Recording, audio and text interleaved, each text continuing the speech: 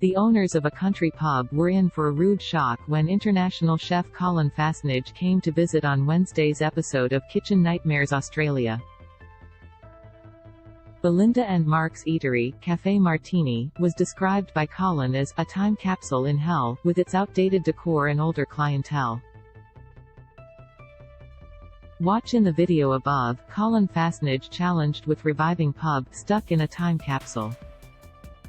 Catch all of your favorite shows on Channel 7 or stream free on 7plus. Greater than. But things got even worse when the chef discovered the pub was serving frozen oysters, raw pizza and soggy risotto.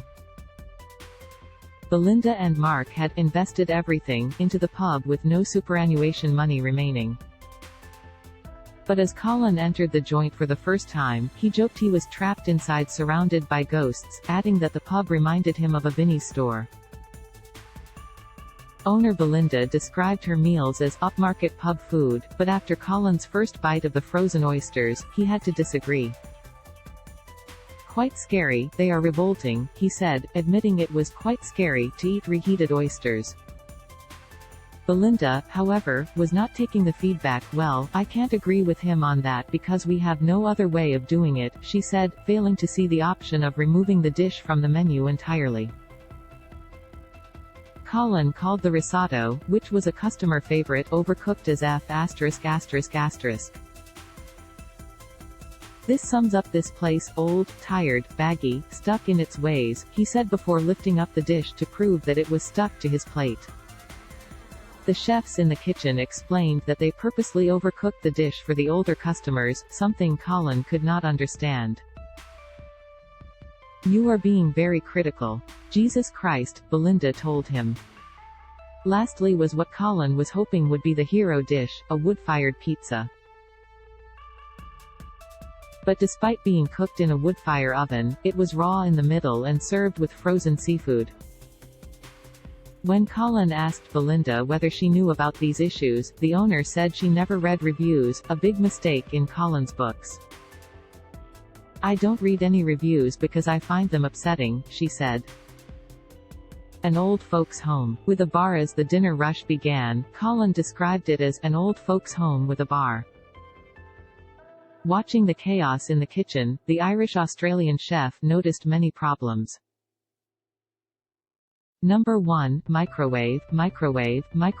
Although they boasted a wood-fire oven in the kitchen, the microwave got more of a workout, even being used to defrost barramundi. Colin then learned of their biggest money waster: they did not weigh their top-tier steaks. For a piece sold as 300 grams, the pub was serving 500 grams of steak accidentally. "Over a year that is boxes of meat going out the door," he said. What was worse, they were burning them to a crisp. Colin knew his work was cut out for him, first beginning with convincing Belinda and Mark that things needed to change. After 20 years of not reading reviews, Belinda faced the music and read surveys given to customers the night prior. The sobering feedback was the wake-up call she needed, providing Colin with the green light to develop an entirely new menu, and change the name and ambiance of the tired pub. Time for a change. Cafe Martini was no more. In its place was the Bull Eyes Hotel, with a modern look and traditional country pub menu. With the chefs trained by Colin, it was time for relaunch, seeing the pub busier than it had been in years. But the issue was not with the chefs, it was with the front-of-house staff, aka owners Belinda and Mark. On the dockets, the duo was not separating entrees and mains, confusing the entire team. They were also confusing tables and not bringing out food at the same time.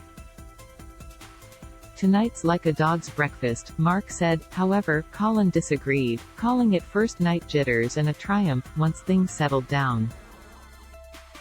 "We're communicating better. We were a total mess at the start, but Belinda and I are almost back on the one page," Mark later remarked. Watch Kitchen Nightmares on Channel 7 and 7plus.